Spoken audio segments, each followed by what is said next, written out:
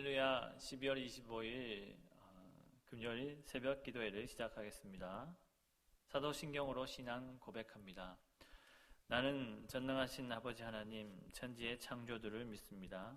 나는 그의 유일하신 아들 우리 주 예수 그리스도를 믿습니다.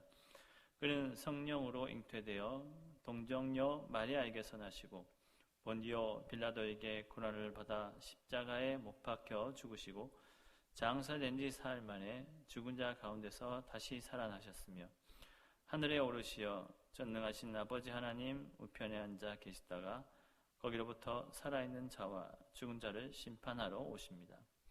나는 성령을 믿으며 거룩한 공교회와 성도의 교제와 죄를 용서받는 것과 몸의 부활과 영생을 믿습니다. 아멘. 오늘 우리에게 주신 말씀은 사도행전 5장입니다.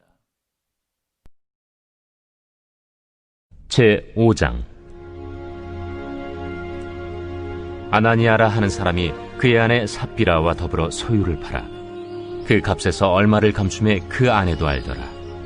얼마만 가져다가 사도들의 발 앞에 두니 베드로가 이르되 아나니아야, 어찌하여 사탄이 내 마음에 가득하여 내가 성령을 속이고 땅값 얼마를 감추었느냐? 땅이 그대로 있을 때에는 내 땅이 아니며 판회도 내 마음대로 할 수가 없더냐? 어찌하여 이 일을 내 마음에 두었느냐? 사람에게 거짓말한 것이 아니요 하나님께로다.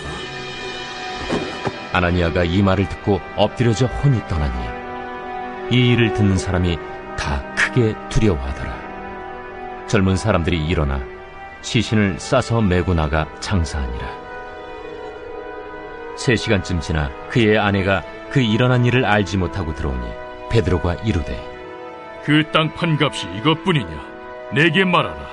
예, 이것뿐이라. 너희가 어찌 함께 꾀하여 주의 영을 시험하려 하느냐?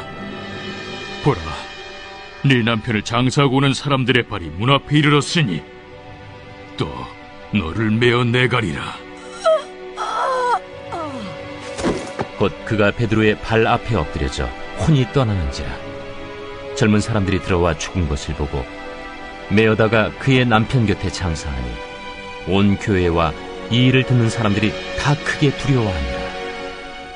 사도들의 손을 통하여 민간의 표적과 기사가 많이 일어나매 믿는 사람이 다 마음을 같이하여 솔로몬 행각에 모이고 그 나머지는 감히 그들과 상종하는 사람이 없으나 백성이 칭송하더라. 믿고 주께로 나아오는 자가 더 많으니 남녀의 큰 무리더라. 심지어 병든 사람을 메고 거리에 나가 침대와 요유에 누이고 베드로가 지날 때에 혹 그의 그림자라도 누구에게 덮일까 바라고 예루살렘 부근에 수많은 사람들도 모여 병든 사람과 더러운 귀신에게 괴로움 받는 사람을 데리고 와서 다 나음을 얻으니라. 대제사장과 그와 함께 있는 사람 즉 사두개인의 당파가 다 마음에 시기가 가득하여 일어나서 사도들을 잡아다가 옥에 가두었더니 주의 사자가 밤에 옥문을 열고 끌어내어 이르되 가서 성전에 서서 이 생명의 말씀을 다 백성에게 말하라. 그들이 듣고 새벽에 성전에 들어가서 가르치더니 대제사장과 그와 함께 있는 사람들이 와서 공회와 이스라엘 족속의 원로들을 다 모으고 사람을 옥에 보내어 사도들을 잡아오라니 부하들이 가서 옥에서 사도들을 보지 못하고 돌아와 우리가 보니 옥은 든든하게 잠기고 지키는 사람들이 문에 서 있으되 문을 열고 본즉 그 안에는 한 사람도 없더이다. 성전 맡은 자와 제사장들이 이 말을 듣고 의혹하여 이 일이 어찌 될까 하더니 사람이 와서 알리되 보소서, 옥에 가두었던 사람들이 성전에 서서 백성을 가르치더이다. 성전 맡은 자가 부하들과 같이 가서 그들을 잡아왔으나 강제로 못하면 백성들이 돌로 칠까 두려워함이더라. 그들을 끌어다가 공회 앞에 세우니 대제사장이 물어 우리가 이 이름으로 사람을 가르치지 말라고 엄금하였으되 너희가 너희 가르침을 예루살렘에 가득하게 하니 이 사람의 피를 우리에게로 돌리고자 함이로다. 베드로와 사도들이 대답하여 사람보다 하나님께 순종하는 것이 마땅하니라. 너희가 나무에 달아 죽인 예수를 우리 조상의 하나님이 살리시고 이스라엘에게 회개함과 죄사함을 주시려고 그를 오른손으로 높이사 임금과 구주로 삼으셨느니라. 우리는 이 일의 증인이요 하나님이 자기에게 순종하는 사람들에게 주신 성령도 그러하니라. 그들이 듣고 크게 노하여 사도들을 없이하고자 할세. 바리새인 가말리엘은 율법 교사로 모든 백성에게 존경을 받는 자라. 공회 중에 일어나 명하여 사도들을 잠깐 밖에 나가게 하고 말하되, 이스라엘 사람들아, 너희가 이 사람들에게 대하여 어떻게 하려는지 조심하라.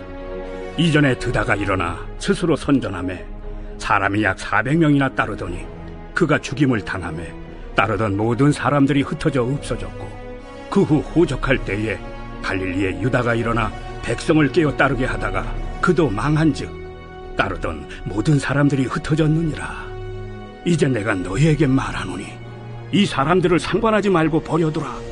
이 사상과 이 소행이 사람으로부터 났으면 무너질 것이요 만일 하나님께로부터 났으면 너희가 그들을 무너뜨릴 수 없겠고 도리어 하나님을 대적하는 자가 될까 하노라. 그들이 옳게 여겨 사도들을 불러들여 채찍질하며 예수의 이름으로 말하는 것을 금하고 놓으니, 사도들은 그 이름을 위하여 능욕받는 일에 합당한 자로 여기심을 기뻐하면서 공회 앞을 떠나니라. 그들이 날마다 성전에 있든지 집에 있든지 예수는 그리스도라고 가르치기와 전도하기를 그치지 아니하니라.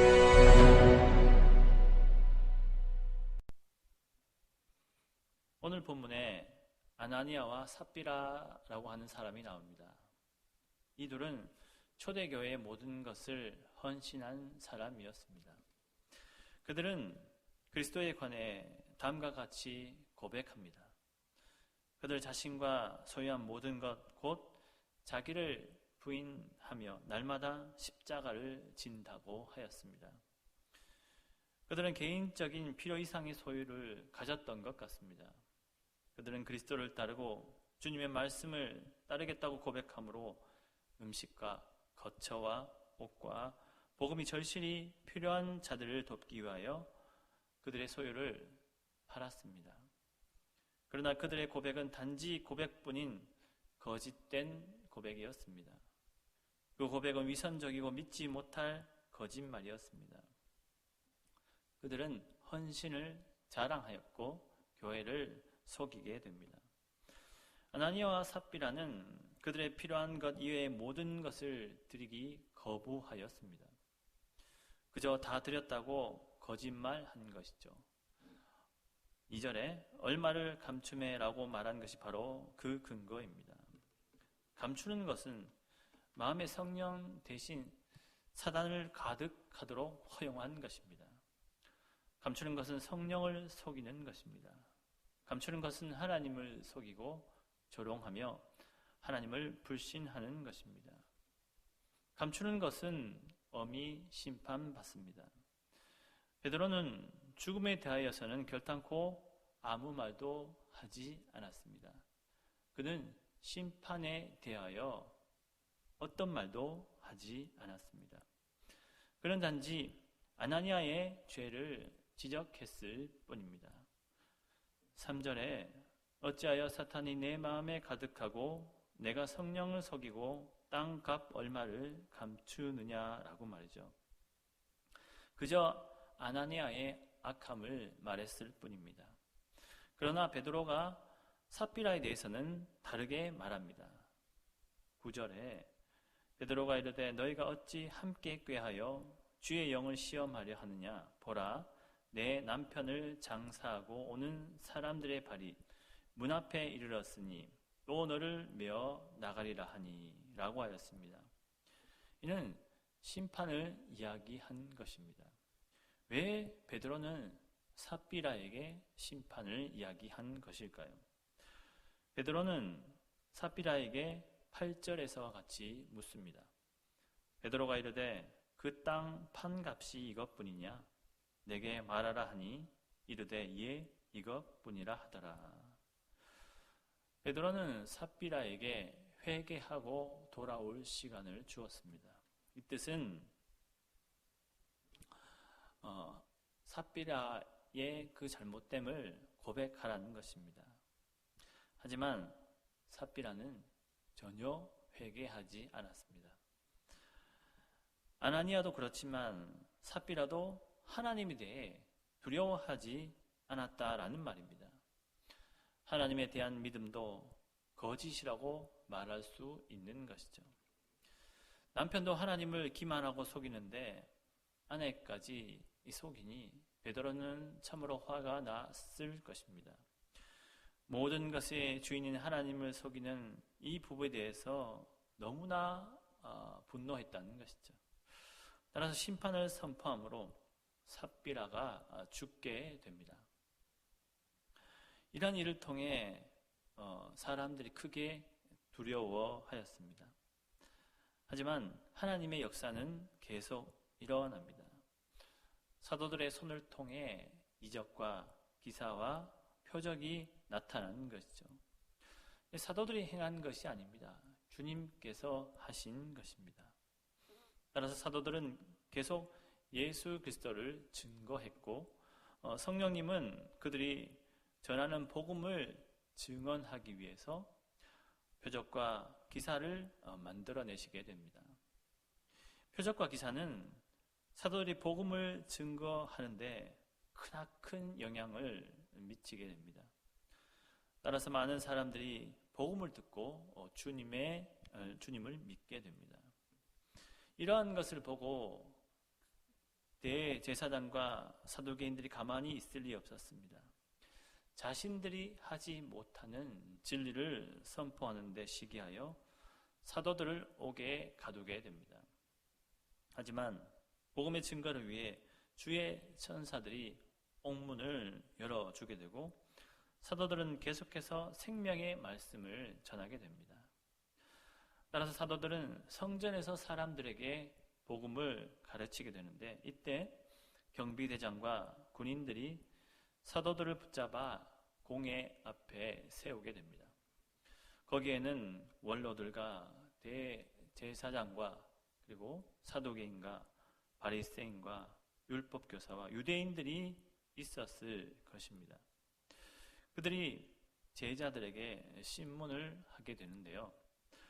대제사장은 예수의 가르침을 예루살렘에 이야기한 것에 대해서 잘못을 지적합니다. 이러한 신문에 베드로와 사도들은 29절에 사람에게 복종하는 것보다 하나님께 복종하는 것이 마땅하니라 라고 대답하게 됩니다. 베드로와 사도들은 대제사장의 말에 강한 거부감을 표현하고 있는 것입니다.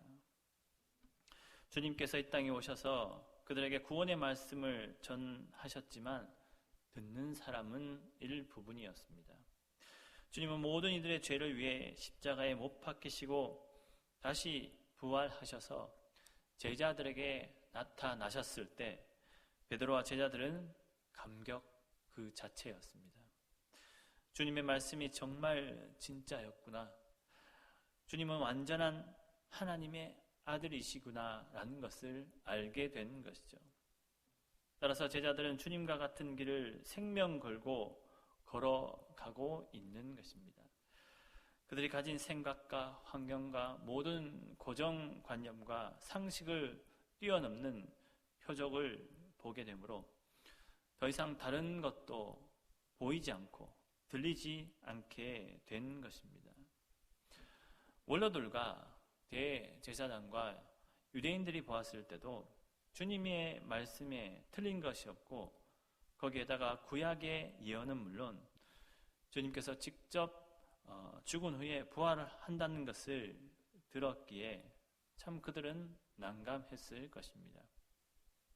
그때 율법 교사인 가말리엘이 그전 드다와 그를 따르던 사람들의 예를 들게 되고 그로 인해 공회는 제자들에게 채찍질한 후 예수에 대해 말하는 것을 금지한 후에 놓아주게 됩니다.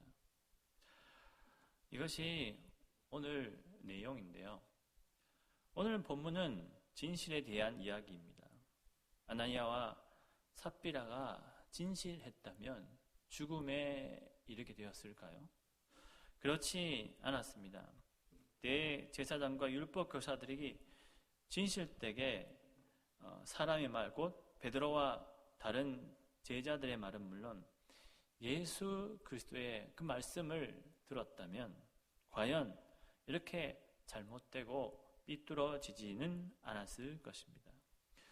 제자들이 주님이 십자가에 못 박히시 전처럼 말씀을 진실되게 듣지 않았다면 옥에서 풀려 나올 수도 경비병들에게 공에 잡혀갔다가 풀려나지 못했을 것입니다.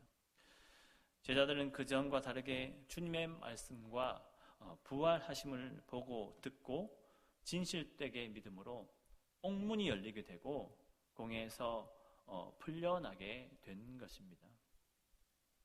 오늘 말씀을 통해 배워야 하는 교훈은 우리는 진실해야 된다는 겁니다. 주님에 대해 각자가 섬기고 있는 교회에 대해 그리고 서로에 대해 진실해야 된다는 겁니다. 이것이 되어진다면 우리가 생각하는 이상의 놀라운 일들이 나타나게 될 것입니다. 교회뿐만 아니라 세상의 대부분이 어려운 상황에 놓여 있습니다. 코로나가 발생되어진 것도 명확하지 않다고 하는데요.